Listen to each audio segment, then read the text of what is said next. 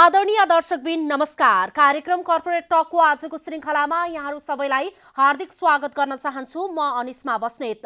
दर्शकबिन, कार्यक्रम कर्पोरेट टकको आजको श्रृङ्खलामा हामी नेपालको अर्थतन्त्रको वर्तमान अवस्था, त्यस्तै कोरोनाले नेपालको अर्थतन्त्रमा पारेको असर लगायतका विषयमा केन्द्रित रहेर छलफल गर्नेछौँ। त्यसका लागि हामीसँग यति बेला स्टुडियोमा हुनुहुन्छ अर्थविद डाक्टर चन्द्रमणि अधिकारीज्यू। आउनुहोस्, उहाँलाई कार्यक्रममा स्वागत गरौँ। स्वागत छ यहाँलाई। धन्यवाद, नमस्कार। आराम हुनुहुन्छ? सन्चै छु, ठिक छु। आजभोलि यहाँको व्यस्तता केमा छ? मेरो त चारवटा कुरा हुन्छ के मेरो। अध्ययन, अध्यापन, अनुसन्धान र अभ्यास।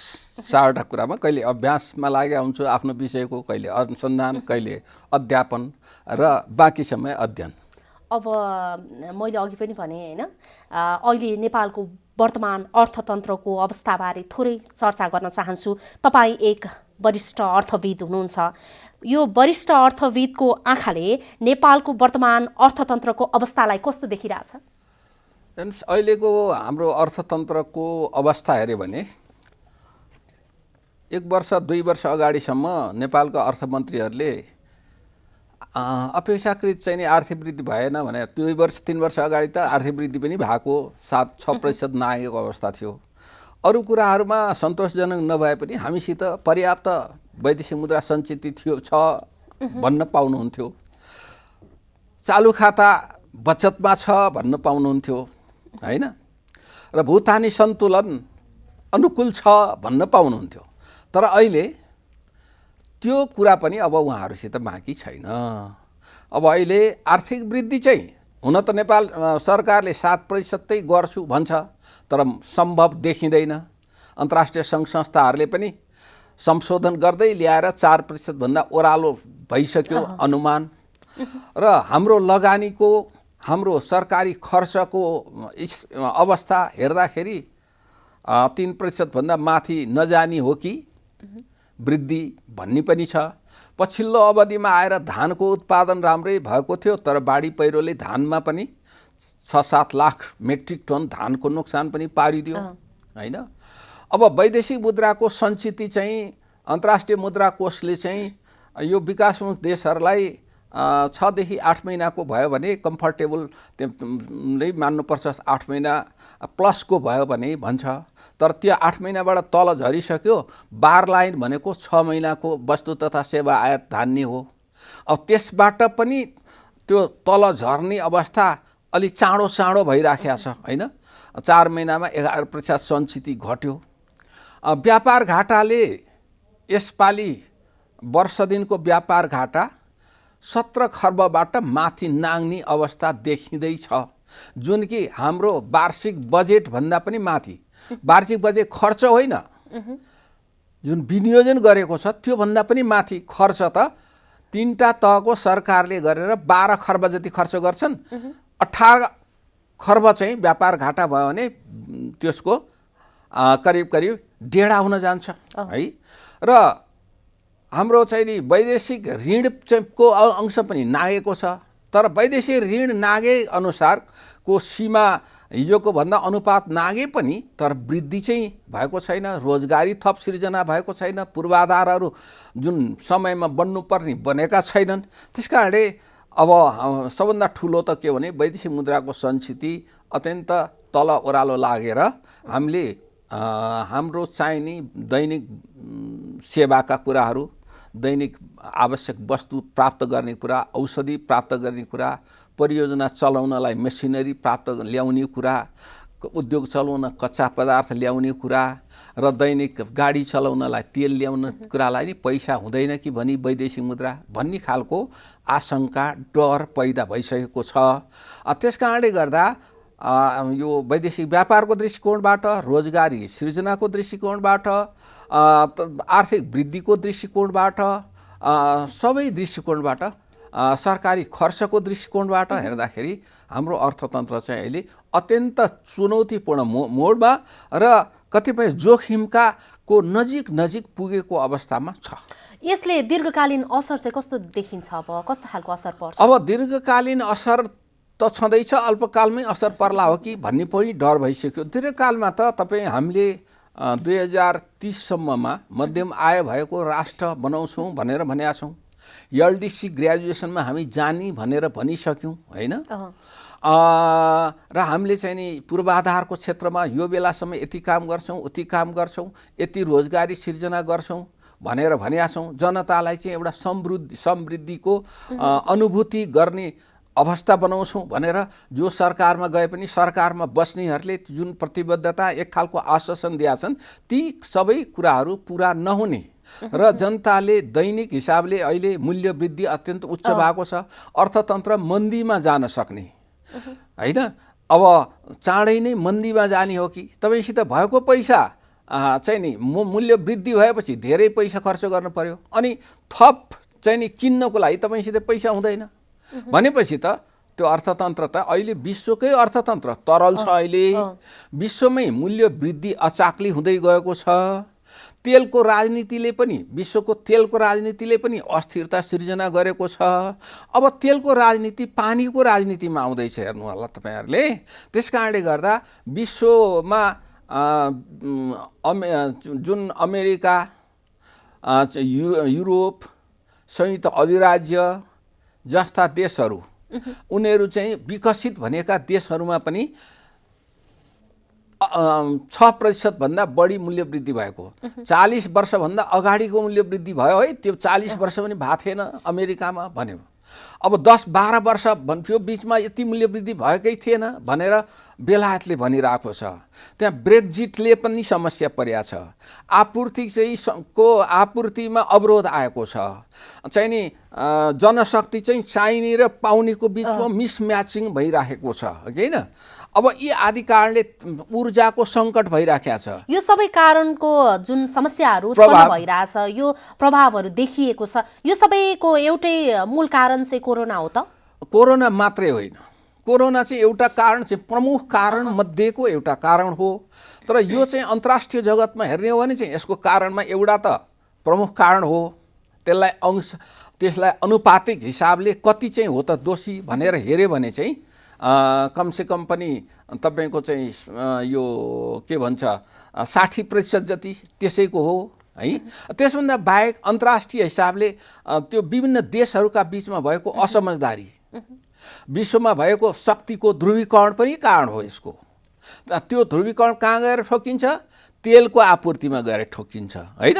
त्यो कारण पनि हो। अर्को चाहिँ युरोपमा ब्रेक्जिट पनि एउटा कारण हो बेलायतमा। र ती देशहरूले लिएका आर्थिक नीतिहरूमा पनि हिजो जुन नीति ठिक थिए, अब अहिलेको प्रविधि, चेतना, आपूर्ति व्यवस्था कारणले गर्दा ती नीतिहरू पुराना पनि हुँदै गएर ती नीतिहरूमा भएको कमजोरी र डिफेक्ट्स पनि हो। विविध कारण छन् भने अब नेपालको सन्दर्भमा चाहिँ अलि फरक अझ त्यो कारण अन्तर्राष्ट्रिय कारण त छँदैछ नेपालमा पनि। अब अन्तर्राष्ट्रिय कारणमा चाहिँ अहिले यो कोभिडमा पनि अहिले ओमिक्रोन जुन आछ, ओमिक्रोन जुन चाहिँ को ले डर बढाएको छ, सम्भावना छ त्यसले पनि अर्थतन्त्र खुम्चिने हो कि भन्ने छ। धेरै देशले लकडाउन सुरु गरिसकेका छन् हैन। अब हामी कहाँ त्यो कुरा त छँदै नै छ। त्यसले पार्ने प्रभाव त पार्यो।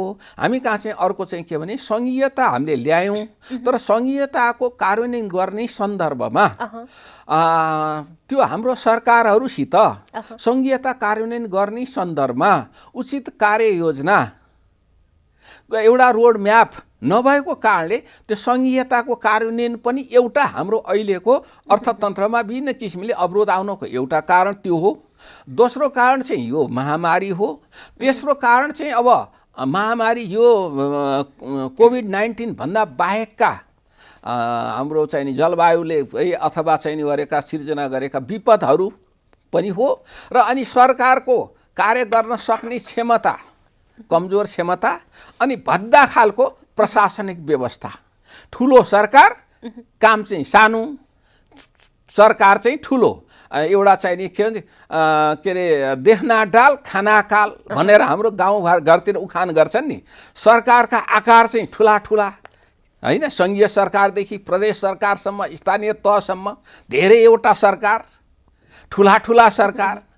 त्यहाँनिर मन्त्रीमण्डल धेरै, मन्त्रीको सङ्ख्या धेरै, त्यो सङ्गठनहरू धेरै, आयोगहरू धेरै, कर्मचारीहरू धेरै, सल्लाहकारहरू धेरै, तर प्राविधिक हिसाबले सेवा दिनुपर्ने जनशक्ति चाहिँ अत्यन्त कमजोर। यी विविध कारणले गर्दा अहिलेको स्थितिमा हामी पुग्न गयौँ। ती सबै कारणले के प्रभाव देखायो भन्दा तपाईँलाई लगानी भएन, सरकारी खर्च पनि भएन, अनि निजी क्षेत्रको लगानी पनि भएन हुनुपर्ने जति, अनि आर्थिक वृद्धि भएन, रोजगारी थपिएन, विप्रेषणमा धेरै भर पर्यो, अनि त्यो विप्रेषणबाट आएको लाहुरबाट कमाएर ल्याएको पैसा चाहिँ खाएर हामी त्यहाँबाट ल्यायो, 2-4 दिन हाम्रो खल्तीमा हाम्रो ब्याङ्कमा त्यो पैसा बस्ने, अनि फेरि त्यो पैसा विदेशमै फर्केर जाने भएपछि अनि हाम्रो अर्थतन्त्र कसरी चाहिँ नि सुधारेर आउँछ त? यी विविध कारणले गर्दा हाम्रो अर्थतन्त्र अहिलेको चुनौतीपूर्ण मोडमा पुगेको हो। अब अहिले त हिजो त विदेशबाट कमाएर आउने कुराहरू थियो होइन, विगत 2 वर्षदेखि त यो कोरोनाकै कारणले कति मान्छेहरू बेरोजगार भएर ब्याक टु नेपाल भएर यत्तिकै बसिरहेको जुन अवस्था छ, यसको असर चाहिँ कस्तो छ त? तपाईँले यो राम्रो प्रश्न, राम्रो क्षेत्रको कुरा गर्नु हो। यसलाई चाहिँ एउटा चाहिँ के थियो भने कोभिड-19 आइसकेपछि हामी सबैको अपेक्षा के थियो भने सरकार पनि अलिकति तिनटै तहका सरकारहरू अझै सजग होलान् होइन, उचित खालको कार्ययोजना ल्याउलान्। तिनटै तहका सरकार, राज्यका तिनटै साझेदारहरू जस्तो चाहिँ नि निजी क्षेत्र पनि त्यही ढङ्गले आउला, हिजोको बाटोभन्दा फरक बाटो खोज्ला, सरकारले पनि फरक बाटो खोज्ला, समुदायले पनि फरक बाटो खोज्ला भनेर भनेको। तर कुरा के भइदियो भन्दा हामीले त्यो अवसरलाई क्यास गर्न सकेनौँ, अवसरलाई हामीले नगदमा नतिजामा परिणत गर्न सकेनौँ। अनि यहाँले भन्नुभयो जस्तो मान्छे चाहिँ बिचबिचमा कस्तो भयो भने मान्छे चाहिँ गएको छैन, फर्केर आएको छ, जाने क्रम पनि घटेको छ, तर चाहिँ विप्रेषण त बढ्यो अनुमानभन्दा विपरीत। हाम्रो सरकार ढुक्क भयो, ओहो ज्वरो त घट्यो है, अब त यो सिटामोल पनि खानु पर्दैन, यो डायग्नोसिस गरेर कडा रोग लाग्यो हो कि होइन जाँच्नु त, परीक्षण गर्नु त कता हो कता, यो सिटामोल पनि अब नखाए भइगयो भनेर ढुक्क परेर बस्यो। तर भित्रभित्र त खोक्रो भइसकेको थियो। त्यो भएको हुनाले तपाईँको चाहिँ खोज्नु पर्थ्यो नि त। तपाईँले अब यो बेलामा पनि विप्रेषण बढ्यो भनेपछि त यो दिगो बढाइ हो त? यो संरचनाको कारणले बढ्या हो कि धेरै मान्छे बाहिर गएको कारणले बढ्या हो कि त्यहाँनिर गएको ठाउँमा उनीहरूको तलबै पारिश्रमिक नै बढेको कारणले बढेको हो कि अथवा चाहिँ हुन्डीबाट आउने पैसा केही चाहिँ बिचमा हुन्डीको चेन तोडिएर यता आएको हो कि भन्ने कुरा खोजबिन केही गरेन आनन्दसित। अब त यसो भनेका थिए अर्थशास्त्रीहरू सबै झुटा भए भनेर सरकार कानमा तेल हालेर बस्यो। अब अहिले के भयो भने घट्न थाल्यो, यता मान्छे चाहिँ गइराखेका छन्, घट्न थाल्यो। त्यस कारणले गर्दा सरकारले के गर्नु पर्थ्यो भने हामीसित वार्षिक कति जनशक्ति बजारमा आउँछन्, त्यसमध्ये विदेश कति गएका छन्, विदेशबाट कुन कुन देशमा कति छन्, कति फर्के र खुद भनेको नेटमा अहिले विदेशमा कुन कुन ठाउँमा कति मान्छे छन् र कोरियामा कति छन्, मलेसियामा कति छन्, खाडी देशमा कति छन्, अन्य देशमा कति छन्, तिनीहरूको औसत मासिक आय कति हुनसक्छ, कति खर्च गर्छन्, कति हामीलाई पठाउलान् त, तिनीहरूले त्यो पठाउने कुरा कति दिगो हुनसक्छ भनेर एउटा चित्र कोरेको भए के हुन्थ्यो? घट्यो भने किन घट्यो, कहाँनेरिबाट घट्यो, बढ्यो भने किन बढ्यो, ल ब्ल्याक मनी पो आएको हो ती बढ्यो भने त भनेर खोज्नु पनि पर्यो। कहिलेकाहीँ शङ्का त गर्नु पर्यो नि होइन, शङ्का गर्नु पर्यो, अध्ययन गर्नु पर्यो, खोज्नु पर्यो। अब भन्दा घटिया आयो भने नि अब किन आयो त, किन पठाएनन् त, अथवा नपठाएका हुन् कि, अथवा हुन्डीबाट आएको हो कि, अथवा हिजो पठाए सर्सापट्टि लिएर त्यो सर्सापट्टि किने कि भन्नेपट्टि खोजबिन केही पनि भएन। अब अहिले हाम्रो चाहिँ जम्मा वैदेशिक मुद्रा आउने 5वटा स्रोत हुन्। कुन कुन वैदेशिक मुद्रा 5 स्रोतबाट आउँछ के? एउटा चाहिँ तपाईँको विप्रेषणै भइगयो, एउटा चाहिँ नि निर्यात होइन एक्सपोर्ट गरेर आउने हो, अर्को चाहिँ नि वैदेशिक लगानीबाट आउने हो, अर्को सेवा टुरिज्म आयबाट आउने हो, 4वटा भयो। 5औँ चाहिँ के भने वैदेशिक सहायता ऋण र अनुदान आउने हो। अब ऋण भने त त्यो भरपर्दो किन हुँदैन, हामीलाई ऋण लिएर त सामा ब्याज सहित फेरि विदेशी मुद्रामै भुक्तान गर्नुपर्ने भने त्यो धेरै हुँदैन। अब अहिले अनुदान अहिलेसम्म 4 महिनामा सरकारले अनुदान लिन्छु भने कति लियो थाहा छ? 1 पैसा छैन, 0। महालेखा नियन्त्रक कार्यालयको हेऱ्यो भने ग्रान्ट कति भन्यो भने 0 छ। यो के कारणले गर्दा यस्तो भयो त? अब त्यो त ग्रान्ट चाहिँ के हुन्छ भने जस्तो वैदेशिक ऋण ग्रान्ट भने चाहिँ तपाईलाई चाहिँ यहाँ मन्त्रीमण्डलको पैसा तलब खान दिने त होइन नि, हामीलाई सामाजिक सुरक्षा भत्ता बाँड्न पनि दिने होइन नि। उनीहरूले के दिन्छ भन्दा यो कार्यक्रमको लागि पैसा दिन्छ, परियोजनाको लागि पैसा दिन्छ। हामीले सम्झौता गरे हुन्छन् अनि त्यो सम्झौता अनुसारका परियोजनाहरूलाई हामीले वार्षिक बजेटमा हाले हुन्छौँ। वार्षिक बजेटमा खर्च हुँदै गएपछि कुनै चाहिँ हामीले पैसा खर्च गरेपछि शोध भर्ना दिने हुन्छन्, अथवा हामीलाई बजेट अब खर्च गरे आधारमा क्रमशः अग्रिम रूपमा उनीहरूले कति खर्च गर्यो त, टोटल पाउने कति, त्यसमाथि कति खर्च भयो, काम कति भएको छ, अनुगमन गरेर त्यो पैसा हाम्रो चाहिँ नि खातामा हालिदिने हुन्छ। तर त्यो कुनै भएन। भन्नुको अर्थ वैदेशिक सहायतामा सञ्चालित आयोजनाहरू कार्यक्रमहरू चलेनछन् भन्ठान्नु पर्यो, त्यस कारणले आएन। अब दोस्रो, अब पर्यटन त हामी सबैलाई थाहा छ, पहिलेदेखि नै हामी पर्यटन आएमा के थियो, नकारात्मक थियो। आउने भन्दा जाने बढी हुन्थ्यो, हो, आउने भन्दा पहिले पनि जाने बढी हुन्थ्यो। अब अर्को छ वैदेशिक लगानी। वैदेशिक लगानी गत सालकोबाट यसपालिलाई हेर्नुभयो भने चाहिँ ओहो पोहोरभन्दा त बढी आयो भन्ने त छ, तर पोहोरै कम आएको थियो, अलिकति बढेर के बढी हुने र होइन। पोहोर चाहिँ नि 60 अर्ब आएकोमा यसपालि 120 अर्ब आएको है, अलिक ठुलो देखिन्थ्यो। तर पोहोर 3 अर्ब आयो, अहिले 6 अर्ब आएर त्यो ठुलो भएन, त्यसले चाहिँ ठुलो हामीलाई चाहिँ नि 6 अर्बले, जबकि हाम्रो 650 अर्ब त यसपालि 4 महिनामा उसमै खर्च गऱ्यौँ हामीले, के अरे पैठारी गर्दा, आयात गर्दा नि 650 अर्ब।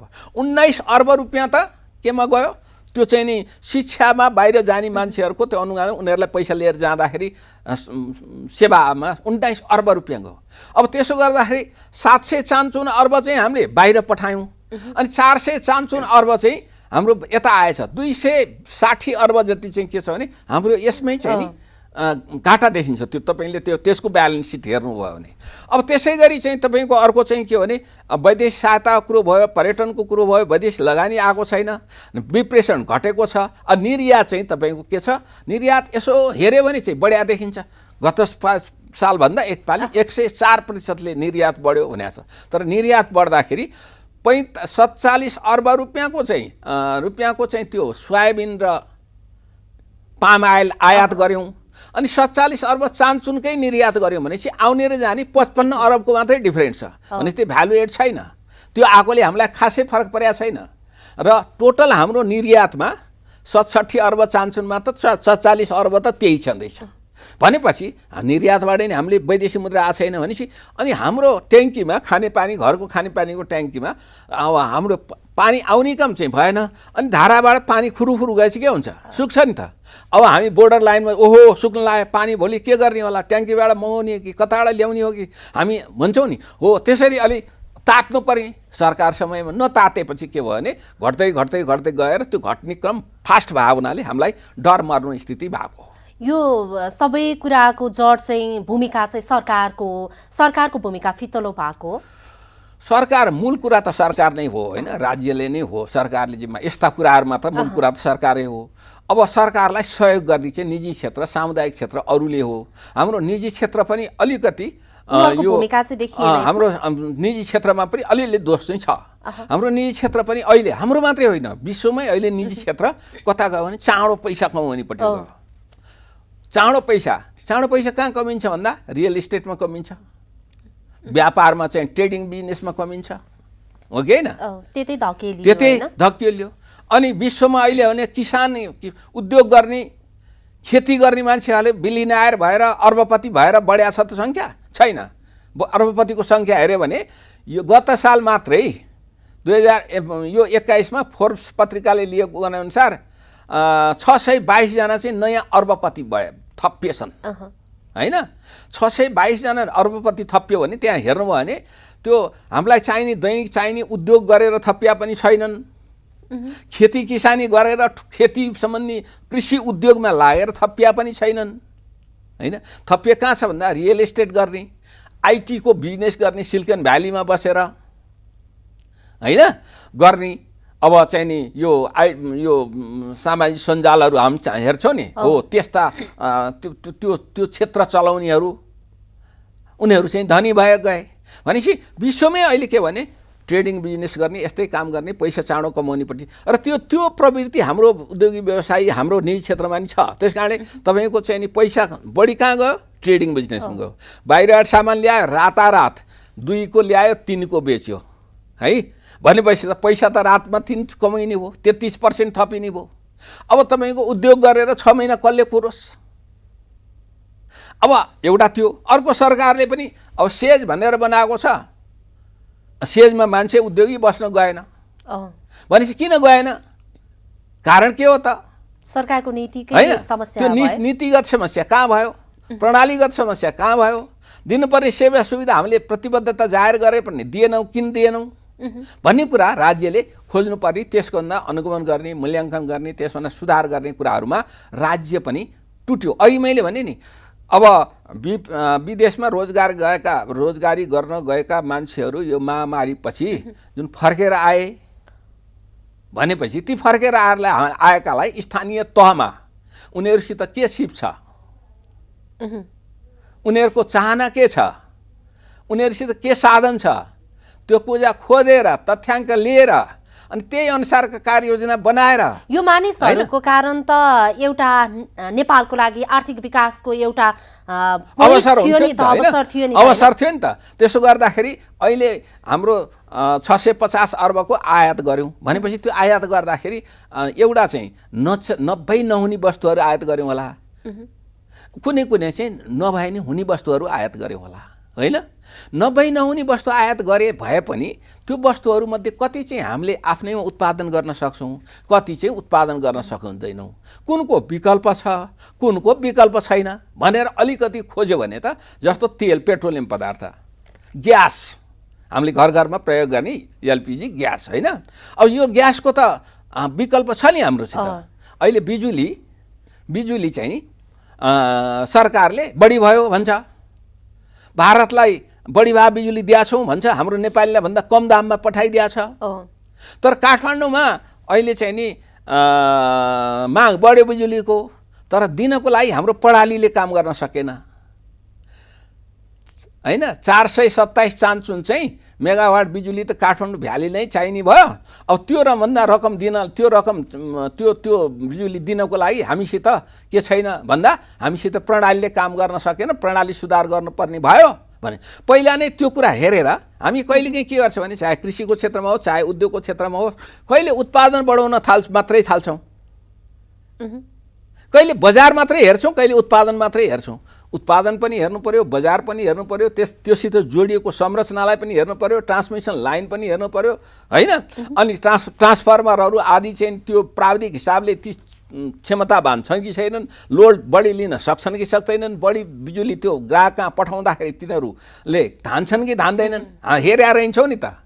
अलिकति बढ्न साथ अब हाम्रो प्रणालीले काम गर्न सक्दैन भन्छ विद्युत प्राधिकरण, होइन?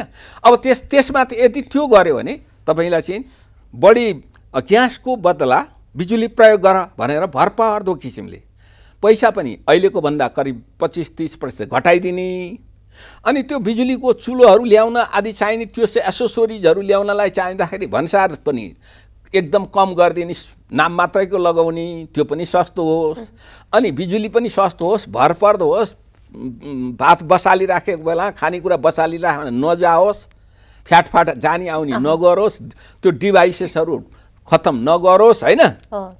अब त्यो हुँदाखेरि त के भयो भने त्यसले गर्दा यदि त्यो गर्न सक्या भए के हुन्थ्यो? हाम्रो मान्छेले भटाभट तपाईँले नि के थाल्नुहुन्थ्यो, यो ग्यास नबाल्ने, यतामा सस्तो पऱ्यो नि त, यो त धेरै सस्तो छ, इन्डक्सन चुलो ल्याउनु पऱ्यो, हाल्नु पऱ्यो, अनि त्यता लाग्नुहुन्थ्यो। लागेपछि त धमाधम मान्छेले ग्यास कम गर्न, अनि आयात कम भइहाल्छ, विदेशी मुद्रा बचिहाल्थ्यो। पेट्रोलियम पदार्थको लागि चाहिँ नि धमाधम चार्जिङ स्टेसनहरू चाँडो चाँडो तयार गर्ने, अनि त्यो विद्युतीय गाडीको भन्सार निकै कम गरिदिने, अनि अरू गाडीलाई विद्युतीय उसमा ट्रान्सफर गर्नलाई, त्यसलाई रूपान्तरण गर्नलाई चाहिँ नि प्राविधिक जनशक्ति पनि दिने, त्यसमा चाहिने एसेसोरिजहरूलाई पनि भन्सार गरिदिने गऱ्यो भने क्रमशः मान्छेले पेट्रोलियमबाट त्यता जान्छ, है? भनेपछि ठुलो काम हुन थाल्छ त्यो। अब अर्को चाहिँ के होला भन्दा कतिपय हामीले तरकारी, फलफुल, दाल, चामल पनि ल्याछौँ। तरकारी त 3 महिनामा उत्पादन हुन्छ नि त, कति भनेपछि 3 महिनामा कति उत्पादन हुनसक्छ? 6 महिनामा उत्पादन गरेर दिन सक्ने कति होला, वर्षमा दिन सक्ने कति होला, 1 वर्षमा 2 वर्षमा दिन सक्ने योजना बनाएर त्यो अनुसार किसानहरूलाई उत्पादन गर, उत्पादनको आधारमा सर्टिफाई गरेर पैसा हामी दिन्छौँ ल भने त त्यो पैसा त विदेशी मुद्रा यहाँ बचेपछि के हुन्छ, त्यो विदेशी मुद्रालाई हामीले अन्य ढङ्गले डलरको मूल्य त बढिराखेको छ नि, सरकारको सम्पत्ति त्यसै बढिरहेको हुन्छ, सिरानी हालेर पैसा बढिरहेको हुन्छ उसको त होइन हुन्थ्यो। तर यस्ता किसिमले विकल्प सरकारले राज्यले या त जनशक्तिलाई वैकल्पिक ढङ्गले प्रयोग गर्ने, स्थानीय तह प्रदेश तह र सङ्घीय सरकारका योजनाहरूमा निजी क्षेत्रमा चाहिँ लाई पनि तिमी कतिजनालाई रोजगारी दिन सक्छौ भनेर योजना माग्न सक्छ नि निजी क्षेत्रबाट होइन। स्थानीय तहले त्यहाँनिर चाहिँ पर्यटन क्षेत्र छ कि, कृषि क्षेत्र छ कि, पशुपालन छ कि, मत्स्यपालनको क्षेत्र छ कि, त्यसमा के भयो भने तिमीले कतिजनालाई रोजगारी दिन सक्छौ ल, तिमी योजना ल्याऊ भन्यो। एकातिर चाहिँ नि ल तपाईँहरू चाहिँ नि तथ्याङ्क ल्याऊ, तपाईँ बाहिर कुन ठाउँमा के काम गरेर आएको, फलानु काम गरेर आएको, तपाईँको अनुभव के छ, फलानु चिजमा छ, तपाईँको साधन र स्रोत कति छ, यो छ, तपाईँको चासो के छ हो। यही आधारमा चाहिँ अब कार्ययोजना बनाइदिएर कार्यक्रमहरू ल्याएको भए मान्छे धमाधम यहीँ काम गर्न थाल्थ्यो। अनि गाउँ गाउँ ठाउँ ठाउँमा गएर काम गर्न थालेपछि यो महामारीले पनि एक ठाउँमा काठमाडौँमा भिड हुँदैन, सहरमा भिड हुँदैन थियो, मान्छे डिस्पर्स भएर जान्थ्यो गाउँ गाउँमा ठाउँ ठाउँमा है। अनि विदेशमा गएर कमाएको पैसाको 80% पैसा यी कमायो भने त ऊ विदेश किन जान्छ र? 50 डिग्रीमा ठिक छ, युरोप अमेरिका जानेहरू त जालान्, तर यहाँ जाने त जाँदैनन् नि त है, जाँदैनन्। मान्छे यहाँ बस्न थाल्छ, त्यो ठाउँको चाहिँ विकास हुन थाल्छ, त्यही फेरि उत्पादन बढ्छ, त्यही गाउँमा उपभोग पनि हुन थाल्छ। अनि त्यो गाउँमा अहिले दोलखाको कुनै ठाउँमा गयो अथवा चाहिँ डोटीको कुनै ठाउँमा गएर तपाईँले सोध्नुहोस्, अथवा ताप्लेजुङको कुनै ठाउँमा गएर सोध्नुहोस् भने, पसलमा गएर सोध्नु भने तपाईँले यो साग काट एउटा साग बल्ल बल्ल होला, नत्र यो प्याज कहाँबाट ल्याएको, भारतबाट, तपाईँ यो चाहिँ नि गोलबेडा काँडा ल्याएको, उतैबाट ल्याएको, फलानु त बहुत कम सामान चाहिँ यहाँको हुन्छ। भनेपछि गाउँ गाउँ ठाउँ ठाउँमा करेसाबारीको चाहिँ नि कन्सेप्ट ल्याइदिने है, ल करेसाबारी गर्नलाई चाहिँ यति पैसा भनेर यसरी अलिकति क्रान्तिकारी काम पनि गर्नु। क्रान्तिकारी भनेको बन्दुक बोकेर हिँडेर क्रान्तिकारी मात्रै हुने होइन नि, क्रान्तिकारी भनेको नयाँ ढङ्गले सोच्ने, नयाँ ढङ्गले काम गर्ने, अलि आँट गर्ने, जनताप्रति विश्वास गर्ने होइन, अनि अनुगमन पनि गर्ने। तलमाथि गरेका छ भनेदेखि कडाभन्दा कडा सजाय दिन पनि तयार हुने। मेरो भोट बिग्रियोस्, मेरो सरकार गए पनि जाओस्, मेरो प्रधानमन्त्री पद गए पनि जाओस्, तर म चाहिँ यसरी हिँड्छु है भनेपछि त अनि जनविश्वास बढ्छ, अनि देश अलिकति राम्रो भएर। यहाँ त के छ भने सबैजनालाई अब हाम्रो राजनीतिज्ञहरूलाई अहिले के डर छ भने मेरो पद जाला कि, मेरो सरकार जाला कि, मेरो दल चाहिँ नि सरकारबाट बाहिर जानु पर्ला कि, जसरी हुन्छ त्यहाँ टिक्ने। अनि उहाँहरूलाई यो विकासको कुरा, आर्थिक पक्षको कुरा सोच्ने कहाँ फुर्सद छ, फुर्सदै छैन उहाँहरूलाई, त्यो चिन्तन गर्ने फुर्सदै छैन। अब प्रधानमन्त्रीलाई सम्म मन्त्रीहरूलाई कहिले केही कुराहरू यसो आउला, फेरि दलको मिटिङमा जानु पर्यो, त्यहाँ त अर्कै कुरा छ, कसरी मिलाउने हो। त्यस कारणले यो दलीय चाहिँ नि जुन छ नि असमझदारी बढ्यो, अन्तर्दल असमझदारी बढ्यो, राजनीतिक कारण पनि हाम्रो पोलिटिक्स भयो। पोलिटिक्स होइन कि पोलिटिक्स, पोली भने धेरै, ट्रिक्स भनेको तिकडम गर्ने, जालझेल फरेब कहाँ गर्ने, कसलाई लडाउने, कसैलाई भत्काउने होइन, गरेपछि आफू ट्याक्क गएर बस्ने, त्यो खालको मनस्थिति बढ्यो। अनि नयाँ पुस्ताले त्यही सिक्ला भन्ने डर चाहिँ अहिले त्यो भएको छ। त्यस कारणले राजनीतिक कारण पनि एउटा प्रमुख कारण हो। राजनीतिमा सहिष्णुता कम भएको छ र समझदारी कम छ, राज्यका 3टा सरकारको बिचमा समन्वय कम छ, राज्यका 3टा साझेदारहरूको बिचमा समन्वय कम छ, राज्यका 3टा अङ्गहरू भने, राज्यका 3टा अङ्ग भनेको एउटा अङ्ग भनेको के हो चाहिँ नि न्यायालय, अर्को अङ्ग भनेको हो कार्यपालिका, न्यायपालिका, कार्यपालिका र व्यवस्थापिका, 3टा अङ्गहरूको बिचमा छ नि समन्वय खोइ। उनीहरूको बिचमा शक्ति पृथकीकरणको हिसाबले आफ्नो भूमिका पनि हुनु पर्यो, त्यहाँनिर सद्भाव र समन्वय पनि हुनुपर्छ, त्यसमा पनि छैन, तीनटा तह सरकारको बिचमा पनि छैन, र तीनटा साझेदार भनेको सार्वजनिक क्षेत्र, निजी क्षेत्र र यो सहकारी र सामुदायिक क्षेत्र भने तीनटा क्षेत्र। यो तपाईँले तीनटा क्षेत्रमा नौवटा कुरा देखिन्छ। नवग्रह हुन्छ नि, यो हाम्रो चाहिँ नि ज्योतिषमा ग्रहहरू 9 ग्रहको ठिक ग्रह मिलेर बस्नुपर्छ, आफ्नो भूमिकामा हुनुपर्छ। न एउटा ग्रह बिग्रियो भने अर्काले विग्रह गर्छ भन्छ नि, त्यस्तै हाम्रोमा पनि यो नवग्रह छ नि, 9वटा मूल राज्यका तत्त्वहरू, राज्यका चाहिँ नि आयामहरूको बिचमा समन्वय पनि कम छ। त्यसकारणले पनि अहिलेको अवस्था सिर्जना भएको यो हामीले जति कुरा गर्यौं यो सबै यहीँको आन्तरिक कुरा भयो हैन। नेपालको अर्थतन्त्रमा बाह्य प्रभाव चाहिँ कस्तो छ त? हेर्नुहोस्, अब बाह्य प्रभाव त छ नि। अब त तपाईँले अमेरिकाको फेडरल ब्याङ्कले, फेडरल रिजर्भ ब्याङ्कले त्यो 0.015%, 0.025% ब्याज बढाइदियो भने के हुन्छ? त्यहाँको डलर तलमाथि पर्छ, मुद्रास्फीति तल पर्छ, त्यसले तेलको भाउ तलमाथि पार्छ।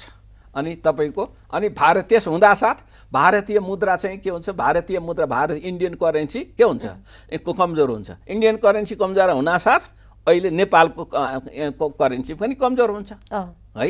यता तेलको मूल्य बढ्छ, अनि के हुन्छ? तपाईँको भान्सामा आउने एलपिजीको ग्यास बढ्छ, ग्यासको मूल्य बढ्छ, तेलको मूल्य बढ्छ, खानेकुराको मूल्य बढ्छ। प्रभाव पर्यो कि परेन? पर्यो। त्यस्तै गरी महामारीको कारणले हुँदाखेरि उनीहरूले दिने साझेदारको हिसाबले दिने सहयोगमा पनि फरक पर्छ। स्वाभाविक ढङ्गले अन्तर्राष्ट्रिय उसमा हामी जोडिसकेका छौँ। त्यो मुद्राको दृष्टिकोणले, व्यापारको दृष्टिकोणले, सहयोगको दृष्टिकोणले, ब्याङ्किङ क्षेत्रको दृष्टिकोणले, भुक्तानी प्रणालीको दृष्टिकोणले हामी जोडिसकेका छौँ। अब अर्को चाहिँ कुरा के छ भन्दा अहिले त हामी अझ भारतीय मुद्रासित हाम्रो एउटै डालोमा हालेर हामीले के गरेका छौँ भने स्थिर विनिमय दर गरेका छौँ। यसलाई सधैँ यस राख्ने हो त? नेपाल सरकारले, नेपाल राष्ट्र ब्याङ्कले, त्यसको प्रमुख अङ्ग नेपाल राष्ट्र ब्याङ्कले, राष्ट्रिय योजना आयोगले यो कुराको अध्ययन गर्नुपर्छ कि पर्दैन थियो? यो हामी स्थिर विनिमय दर कहिलेसम्म राख्ने, कहिलेसम्म गएर बजारमा छोड्ने, त्यो सम्भव छ कि छैन? बजारमा चाँडो छोड्यो भने के होला, ढिलो छोड्यो भने के होला, त्यसको अन्तिम समय सीमा कति हुन सक्छ? अहिले छोड्यो भने त्यसको प्रभाव, प्रतिकूल प्रभाव के हुन सक्ला? हाम्रो मुद्रा चाहिँ नि विस्थापित हुन सक्छ कि सक्दैन? आदि कुराहरूको अध्ययन गरेका छैन। हेर्नुहोस्, यो अध्ययन गर्नु पर्थ्यो। एउटा अध्ययन त गरेका छ, तर त्यो अध्ययन पुरानो भइसक्यो। अब हेर्नुहोस्, अब अर्को कुरा चाहिँ अहिले चाहिँ भारतीय मुद्रा चाहिँ नि 75-76 माथि लागिसक्यो डलरसित। त्यही कारण हाम्रो पनि 122बाट माथि उकालो लाग्न थाल्यो, हो कि होइन? अब भारत चाहिँ डलर र पाकिस्तानी मुद्रा 176 पुगिसक्यो उनीहरूको पनि। 176, 1 डलर बढायो 176। श्रीलङ्कन मुद्रा त्यसै छ भनेपछि हामी यही दक्षिण एसियामा छौँ। भारतको 176 पुगिसक्यो, 76 उनीहरूको इकोनोमी अलि हाम्रोभन्दा धेरै बलियो इकोनोमी छ अहिले भारतको। पाकिस्तानको नि हाम्रोभन्दा कमजोर चाहिँ छैन, तर तै पनि 175 पुगिसक्यो। श्रीलङ्काको चाहिँ हाम्रोभन्दा धेरै भइसक्यो भनेपछि हामी भारतीय अर्थतन्त्रबाट, भारतीय मुद्रासित हाम्रो स्थिर विनिमय दर राख्या हुनाले हामीले त्यहाँ घिसारिया रहन्छौँ कि रहन्छौँ त? हामी लतारिएको छौँ कि छैन भन्ने कुरा बुझ्नु पऱ्यो कि परेन? भने यदि अहिले छोड्ने हो भने नेपाली मुद्राको मूल्य डलरसित कति होला भन्ने अनुमान पनि सरकारले कहीँ त लगाएर राख्नु पऱ्यो नि त। त्यस्तो भयो भने के हुन सक्ला त? हाम्रो आयात घट्ला कि बढ्ला कि दैनिक उपभोगमा के पर्ला कि भन्ने त्यो सबै अध्ययन भएको छैन। त्यस कारणले वैदेशिक अन्तर्राष्ट्रिय प्रभाव त अहिले त हाम्रो आजभन्दा 40 वर्ष अगाडि त्यस्तो थिएन। तर अहिले त अन्तर्राष्ट्रिय उसमा परेको, चाहे चाहिँ तपाईँले युरोपियन युनियनले लिने चाहिँ नि नीतिले होस्, अथवा OECD कन्ट्रिजहरूले लिने नीतिमा होस्, अथवा बिगेस्ट कन्ट्री अमेरिकाले लिने नीतिमा होस्, भारतले चीनले लिने नीतिमा होस्, त्यसको प्रभाव त हामीलाई पर्छ। विश्व ब्याङ्कले लिने, हामी विश्व ब्याङ्क र IMFकै उनीहरूको धेरै एउटा संरचनाभित्र हिँड्या पनि छौँ होइन। अब भुक्तानी सन्तुलन तलमाथि पर्न गयो भने हामी गुहार्ने कसलाई त भन्दा अन्तर्राष्ट्रिय मुद्रा कोषलाई गुहार्ने हो। यो बाबा धेरै देशले गुहारेर गइरहेछन्। हामीलाई त यो विदेशी मुद्रै भएन, हामीलाई पेमेन्ट गर्नै नसक्ने भयो, सामा ब्याज भुक्तानी गर्न नसक्ने, औषधि खरिद गर्न नसक्ने भयो। त्यस कारण ल्याऊ भनेर जानु पऱ्यो कि परेन? त्यस कारणले हामी अब अन्तर्राष्ट्रिय नीति, अन्तर्राष्ट्रिय चाहिँ नि आर्थिक क्रियाकलाप, अन्तर्राष्ट्रिय चाहिँ नि तेलको मूल्य, डलरको मूल्य सबै कुराबाट हामी प्रभावित छौँ र अहिले अर्थतन्त्रमा जुन जोखिमहरू आएको छ त्यसको एउटा तात्विक एउटा प्रमुख कारण पनि अन्तर्राष्ट्रिय प्रभाव पनि हो। जस्तो अब चाहिँ अर्थशास्त्रको भाषामा भन्नुपर्दा होइन, बाह्य वातावरणले गर्दा जुन यो आन्तरिक रूपमा अर्थतन्त्रमा परेको जुन एउटा प्रभाव छ, यो प्रभावबाट चाहिँ नेपालले के शिक्षा लिने त भन्ने कुरा पनि आयो नि, होइन? अब शिक्षा लिने भनेको चाहिँ नि अब त्यो देशहरूमा त्यस्तो अवस्था किन आयो? अमेरिका जस्तो ठाउँमा मूल्य वृद्धि उच्च किन भयो? अमेरिका जस्तो ठाउँमा वृद्धि पनि, आर्थिक वृद्धि पनि किन भइरहेछ त? उनीहरूले सोचेभन्दा बढी भइराखेको छ, मुद्रास्फीति पनि भइराखेको छ। त्यसले गर्दा एकातिर मुद्रास्फीति पनि बढिया छ अनि आर्थिक वृद्धि पनि बढिया छ। त्यस कारण अहिले कम प्रभावित देखिएको छ अमेरिका, डलरको भाव बढी गएको छ। तर बेलायतमा यो संयुक्त अरब राज्यमा अलि फरक छ, चीनमा अलि फरक छ, होइन? चीनमा चाहिँ अब त्यो ऊर्जा सङ्कट पर्यो अहिले, कोलको प्रयोग गर्ने सन्दर्भ कुराले, र अहिले चाहिँ धेरै सम्पत्ति चाहिँ यो के भन्छ यो रियल इस्टेटमा प्रोपर्टी डिलर्सको ठाउँमा गएको रहेछ। 30 कुल गार्स उत्पादनको 30% गएको रहेछ। अनि त्यहाँ एउटा एभरग्रान्डी भन्ने एउटा चाहिँ नि $300 बिलियन त उसको $300 बिलियन भनेको हाम्रो चाहिँ नि भनौँ न करिब चाहिँ नि 5-7 वर्षको हाम्रो बजेटै हो 300 होइन डलर भनेको। अब 3 खर्ब डलर भयो नि हाम्रो त, होइन? भन्दा 300 खर्ब डलर भयो नि, होइन हाम्रो त? त्यस कारणले अब $300 चाहिँ ऋण तिर्नुपर्ने छ, डेब्ट तिर्न नसकेर अब चाइनिज गभर्मेन्टले नै कसरी त्यसलाई उकास्ने भनेर लागेको छ। अरू त्यहाँका के रियल इस्टेटहरू 5-6 वटा कैसा भन्ने अर्को पनि छ त्यसरी, होइन? आदि चाहिँ उनीहरू पनि जोखिममा परेको छ। त्यस कारणले चाइनिज इकोनोमी पनि अलिकति हिजोको भन्दा ग्रोथ कम भइसक्यो। त्यहाँ चाहिँ ऊर्जा सङ्कट देखिरहेको छ। अब त्यसले गर्दा हामीले के सिक्नु पर्यो भने अब त्यसको प्रभाव हामी कहाँ परेपछि के हुन सक्ला? हामीलाई वैदेशिक सहायतामा असर पर्ला, हाम्रो चाहिँ के अरे मुद्रास्फीतिमा असर पर्ला, हाम्रो आपूर्ति व्यवस्थामा असर पर्न सक्छ, अब हाम्रो व्यापारमा असर पर्न सक्छ, धेरै ठाउँमा असर पर्न सक्छ। त्यस कारणले त्यसलाई जोगाउनलाई हामीले आन्तरिक हिसाबले के तयारी गर्नुपर्छ? आफै आत्मनिर्भर हुनु पर्यो। आत्मनिर्भर एउटा सीमासम्म, आत्मनिर्भर 100% नहोला, तर एउटा सीमासम्म आत्मनिर्भर हुनलाई चाहिँ हामीले रणनीतिक हिसाबले कसरी जाने त? हाम्रो त्यसो गर्नलाई आन्तरिक लगानी बढाउनु पर्यो, आन्तरिक उत्पादन बढाउनु पर्यो, आन्तरिक जनशक्तिलाई नै परिचालन गर्नु पर्यो। अब फेरि एउटा कुरा के आत्मनिर्भर त बन्ने एउटा सीमासँग तपाईँले पनि भन्नुभयो, होइन? त्यो सीमासम्म आत्मनिर्भर चाहिँ अब हामी कहिले बन्ने त, कसरी बन्ने? त्यही त हाम्रो चाहिँ नि अब आत्मनिर्भर बन्ने मैले पटक के भन्छु भने अहिले नेपालको बजेट ल्याउँदाखेरि तपाईँले हेर्नु भने बजेटमा आम्दानी र खर्च, बजेटमा खर्च भनौँ न अहिले नै तपाईँको कति 1474 को बजेट आयो, होइन? 1474 चान्चुनको बजेट आयो। अब त्यो 15 खर्बको बजेट आयो भनौँ न, मोटामोटी 15 खर्ब मध्ये त्यो कहाँबाट प्राप्त गर्ने? राजस्वबाट यति प्राप्त हुन्छ, अनि त्यसपछि वैदेशिक ऋण यति लिन्छौँ, वैदेशिक सहायता यति लिन्छौँ, त्यहाँ हामी लेख्छौँ, र अनि नपुगेको चाहिँ आन्तरिक ऋणबाट लिन्छौँ भनेर त्यहाँ बनाएको हुन्छ, योबाट लिन्छौँ भनेर। अब हामीले के अठोट लिन सक्नु पर्यो भने हामी 15 वर्ष अथवा 12 वर्ष 15 वर्ष 18 वर्षमा कहिले हो त्यो हामीले लिने होइन कि त्यो दिने ग्रान्ट दिने ठाउँमा चाहिँ कहिले पुग्ने त भनेर त्यो लक्ष्य लिएर हिँड्नु पर्यो क्या। त्यो लक्ष्य लिएर हिँड्नको लागि के भने समग्र हाम्रो आर्थिक मोडेल अहिले के छ, कहाँ डिफेक्ट भयो, विगत 14 वर्षदेखि 12 वर्षदेखि हेऱ्यो भने 12-13 वर्षदेखि मैले विश्लेषण गरेर हेर्दा यो पुँजीगत खर्च पुससम्म आइपुग्दा 1 वर्ष चाहिँ जम्मा 15% भएको छ, अरू वर्ष 13 वर्ष 13%, 14%, 13%, 14%। अनि हामी संरचनागत हिसाबले त अगाडि बढेकै रहन्छौँ नि। सरकारले त्यो लक्ष्य लिएर हिँड्नै सकिरहेछ भन्नु पर्यो। त्यो लक्ष्य जुन बजेटमा राख्छ खर्चै गर्दो रहेछ पुँजीगत खर्च। अब यसपालि त अस्ति भर्खर 6% पुगेको छ, होइन? यो अस्तिसम्म आइपुग्दा अब हामीसित 20-25 दिन बाँकी छ। अब यो 25-26 दिनमा हाम्रो त्यो 14% पोहोरको जति पनि परारको जति पनि नपुग्ने भयो। त्यस कारणले गर्दा अब यी सबै कुराहरू कहाँ चाहिँ हाम्रो बजेट बनाउनमा हाम्रो त्रुटि छ कि आवधिक योजना बनाउन त्रुटि छ कि, आवधिक योजना र चाहिँ बजेटको बिचमा तालमेल कहाँनेरि मिलेन, मध्यकालीन खर्च संरचना भनेर बनाउँछु, त्यो मध्यकालीन खर्च संरचना हाम्रो प्रयोगमा आएको छ कि छैन, बजेट बनाइसकेपछि मध्यकालीन खर्च संरचनालाई एउटा औपचारिकता मात्रै पुरा गरिराखेका छौँ अहिले। अब एउटा यतातिर हेर्नु पर्यो भने अर्कोतिर हामी 15 वर्षमा, अब एउटा 5 वर्षको होइन 15 वर्षको रणनीतिक योजना बनाउनु पर्यो। 15 वर्षपछि हामी कहाँ पुग्ने, जस्तो अस्ति 30 सम्ममा सस्टेनेबल डेभलपमेन्ट गोल्स हासिल गरेर, दिगो विकास लक्ष्य हासिल गरेर मध्य आय भएको राष्ट्र बन्ने भनेर चाहिँ भन्यौँ।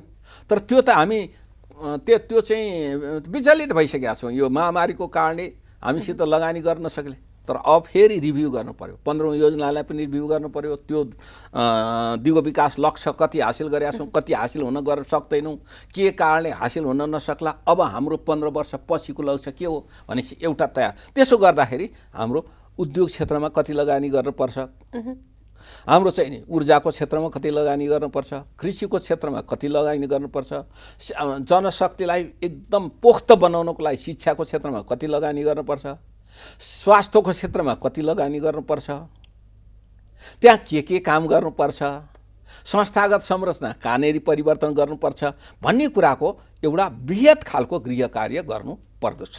यो सरकारले अहिलेसम्म गरेका छैन हैन? त्यो ढङ्गले त्यो गहिराइमा गएर गरेको छैन। हामी कार्यक्रमको लगभग अन्त्यमा आइपुगेका छौँ। अन्त्यमा के भन्न चाहनुहुन्छ? अब अन्त्यमा चाहिँ मैले सरकारलाई के भन्छु, सरकारले अहिले अघि नै भन्यो हामी चुनौतीपूर्ण घडीमा छौँ सबै ढङ्गले। सरकारले राज्यले के गर्नु पर्यो भने समाजवाद उन्मुख अर्थव्यवस्था भनेर संविधानमा लेखेपछि समाजवाद उन्मुख अर्थव्यवस्थाको चरित्र के हो त्यसलाई परिभाषित गर्नु पर्यो। र अहिले हामीले खोजेको समाजवाद के हो त्यो मोडेल स्पष्ट पार्नु पर्यो। त्यो अनुसार दीर्घकालीन एउटा चाहिँ अघि भने खाका तयार गर्नु पर्यो एउटा चाहिँ, अर्को चाहिँ अहिले यो महामारीको अवस्थाबाट आउन सक्ने सम्भावित महामारीबाट जनतालाई जोगाएर आर्थिक क्रियाकलाप पनि चलिराख्ने, जनताको जीव र स्वास्थ्यलाई पनि सुरक्षित गरिराख्ने कसरी हो भन्ने सन्दर्भमा गम्भीर रूपले सबै राजनीतिक दलहरू बसेर, राज्यका सबै अङ्ग बसेर, राज्यका सबै साझेदार बसेर एउटा आम सहमति बनाएर अगाडि बढ्नुपर्छ। हस्, यहाँलाई समय र संवादका लागि धेरै धेरै धन्यवाद। हस्, धन्यवाद। मेरो पनि हार्दिक नमस्कार छ। हजुर, आज हामीले कार्यक्रम कर्पोरेट टकमा नेपाली अर्थतन्त्रको वर्तमान अवस्था, सरकारले गरिरहेको कार्य, त्यस्तै कोरोनाले अर्थतन्त्रको क्षेत्रमा पारेको प्रभाव लगायतका विषयमा केन्द्रित रहेर कुराकानी गर्यौं। त्यसका लागि यतिन्जेल हामीसँग हुनुहुन्थ्यो अर्थविद डाक्टर चन्द्रमणि अधिकारीज्यू। कार्यक्रम कर्पोरेट टक आजलाई यति नै। जनताद्वारा जनताका लागि प्रसारित जनता टेलिभिजन हेर्दै गर्नुहोला। नमस्कार।